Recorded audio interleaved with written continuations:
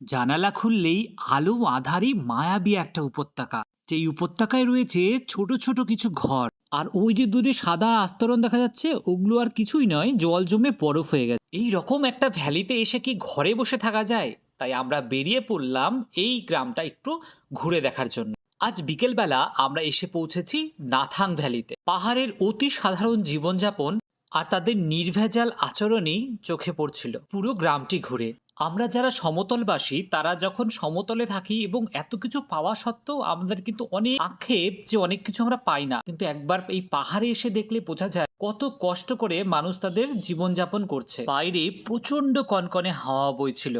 ঠান্ডাটা ঠিক কতটা পরিমাণ ছিল সেটা এই বরফগুলো দেখলেই তোমরা বুঝতে পারবে। জলগুলো ঠান্ডায় বরফ হয়ে গেছে, তাহলে ভাবো কিরকম ঠান্ডা। এই রকম ঠান্ডায় আজ আমরা সম্পূর্ণ ভ্যালিটা ঘুরে এসে রাত্রে চিকেনের বদলে ডিম দিয়ে ডিনারটা সেরে নিলাম। দেখা হচ্ছে পরের দিন সকালে।